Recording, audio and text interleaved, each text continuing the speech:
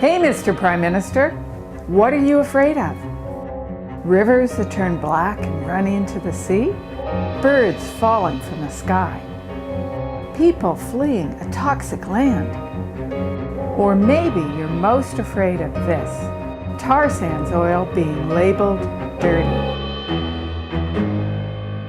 I can tell you what I'm afraid of. I'm afraid of your plans to build the Northern Gateway pipeline straight through the Rocky Mountains and the Great Bear Rainforest. Does that make me a radical? No way! But Joe Oliver says anyone who questions the pipeline is a radical. Fear not. I didn't take that name-calling to heart. In fact, my husband and I met with Joe. I asked Joe a fundamental question: what bothers your green conscience? But Joe said, I don't think in those terms. My impact as the Minister of Natural Resources is much bigger than as an individual, which is exactly what I'm afraid of. With all the changes you're making, we could be hit with some major catastrophes. It's like you've declared war on Mother Nature. Joe told me, I'm someone who likes to gather the facts.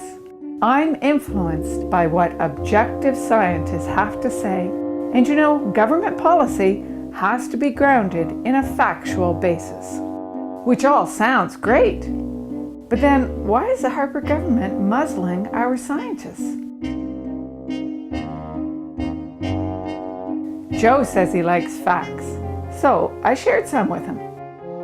Like how the tankers are as long as the Empire State Building is tall, and how the route to Kitimat is very skinny with many hairpin turns which are tricky, and how the BC coastline has had a 40-year ban on tankers because the waters are so treacherous.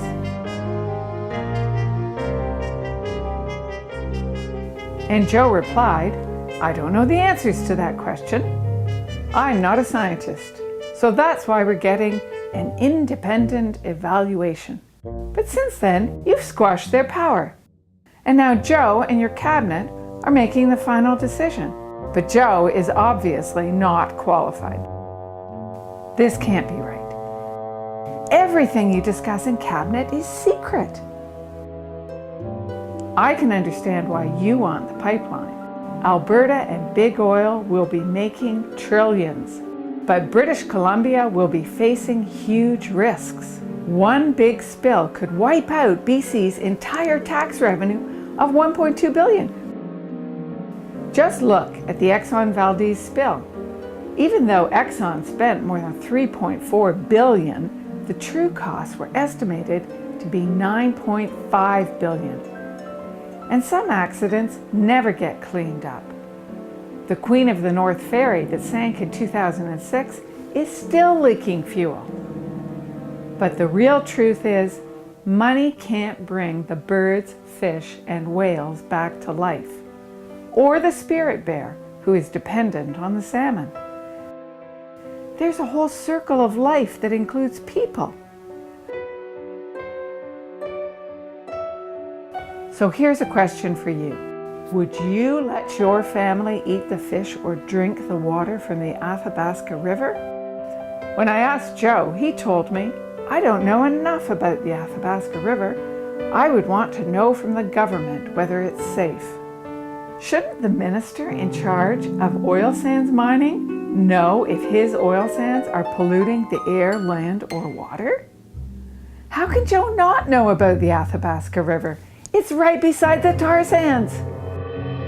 Take a look at this Environment Canada report on oil sands pollution. It's labeled secret. When I showed it to Joe, he said, it's secret to me too. At first, Joe said it must have come out before he was appointed. And then he said, it's not my ministry.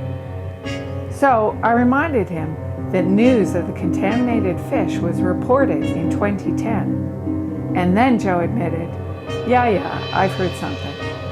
In 2010, Dr. David Schindler presented evidence of deformed fish, Schindler told me he would not drink the Athabasca River water near the tar sands. Just recently, a BBC News article reported that the Cree Lake Nation are taking fish out of the water that have cancerous tumors on them.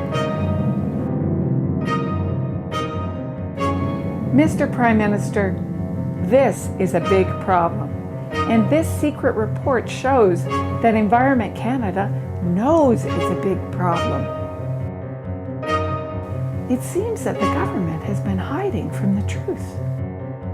The fact is, you've got people who are eating contaminated fish, and that's wrong. This is irresponsible resource development. Most Canadians think that the tar sands are an important resource. But few would accept that people being poisoned from tar sands mining is just the cost of doing business. I know what you're really afraid of, Mr. Harper. You're afraid of dead ducks, because a dead ducks campaign against dirty tar sands oil could scare away foreign investors. You're afraid of spirit bears because they inspire everyone to care about Canada's wilderness. You're afraid of killer whales because First Nations are asserting their rights to protect their land, water, and way of life. But you're most afraid of beavers. That's us, hard-working Canadians who are toiling away like busy beavers. Because we are waking up, talking to one another, and agreeing on the message you need to hear. Don't put the pipeline through the Great Bear Rainforest. And please, Mr. Harper, stop polluting our pond. It's the only one we have. Make Harper really afraid. Call him up and complain, and let him know how you really feel.